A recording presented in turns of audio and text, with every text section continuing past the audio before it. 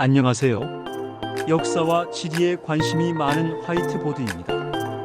오늘은 팀 마샬의 지리의 힘을 바탕으로 세계 주요 지역의 지리적 특징이 국가의 역사, 경제, 정치, 그리고 국제관계에 어떤 영향을 미쳤는지 설명해 드리겠습니다. 이 책은 지정학적 관점에서 세계를 바라보며 지리적 환경이 각국의 정책과 운명을 어떻게 결정해 왔는지를 분석합니다.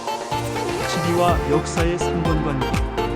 세계 각국의 역사는 단순히 정치적, 경제적 요인으로만 결정되는 것이 아닙니다. 지리적 요인이 중요한 역할을 하며 국경을 형성하고 전쟁을 일으키며 교역과 운명의 흐름을 결정해 왔습니다. 우크라이나는 평지로 이루어져 있어 러시아가 끊임없이 침략해 왔습니다. 2014년 크림반도 강제 병합과 2022년 러시아의 전면적인 우크라이나 침공은 모두 평야 지형의 전략적 취약성 때문이었습니다. 중국과 인도는 1962년 전쟁을 치렀지만 이후 큰 충돌 없이 비교적 평화가 유지되었습니다. 이는 히말라야 산맥이라는 물리적 장벽이 존재하기 때문입니다. 히말라야는 양국 간 이동을 어렵게 만들어 전면전 가능성을 줄였습니다. 아프리카와 유럽의 발전 차이는 강의 역할과 밀접한 관련이 있습니다. 유럽에는 라인강, 다뉴브강과 같은 연결된 강들이 있어 내륙 교역이 활성화되었고 이는 빠른 산업화를 촉진했습니다. 반면 아프리카의 강은 폭포와 협곡이 많아 선박 이동이 어려웠고 이는 교통과 경제 발전을 저해하는 요소로 작용했습니다. 주요 국가별 지정학적 특징. 중국. 내륙과 해양의 균형을 추구하는 대륙 국가. 중국은 광대한 평야와 강을 바탕으로 성장했으며 지리적 요인이 중국의 역사와 정책을 형성해 왔습니다. 황하강과 양쯔강 일대의 비옥한 토지는 농경 사회의 발전을 가능하게 했고 강을 따라 도시들이 발달했습니다. 중국은 육지 방어를 위해 만리장성을 건설하고 한족의 영토를 서쪽으로 확장해 나갔습니다. 1951년에는 티베트를 합병했는데 이는 히말라야를 통한 인도와의 완충지대 확보라는 전략적 이유가 컸습니다.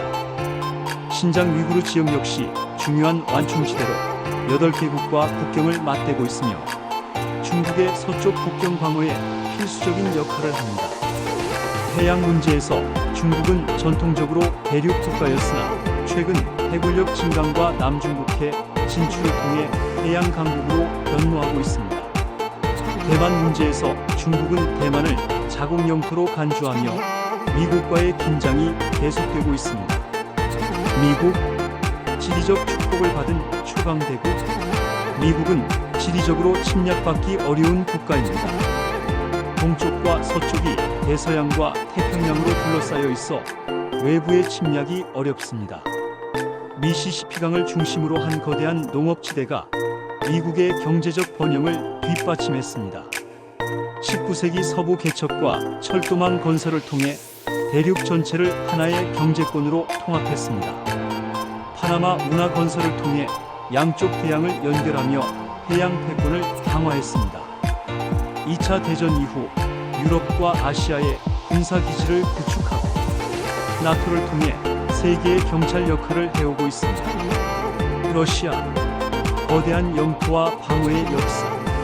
러시아는 세계에서 가장 넓은 영토를 가졌지만 그 지리적 환경이 도전 과제가 되기도 했습니다. 유럽과의 경계가 대평원으로 뚫려 있어 여러 차례 침략을 받았습니다.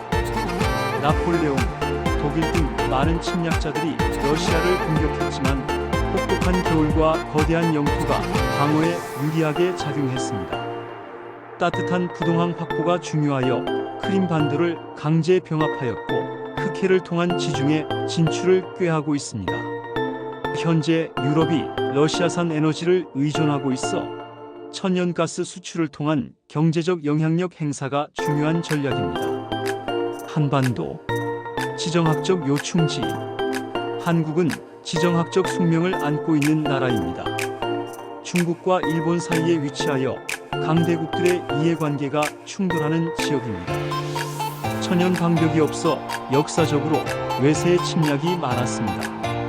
1950년 한국전쟁 이후 38선이 국경이 되었으며 한반도는 냉전의 최전선이 되었습니다.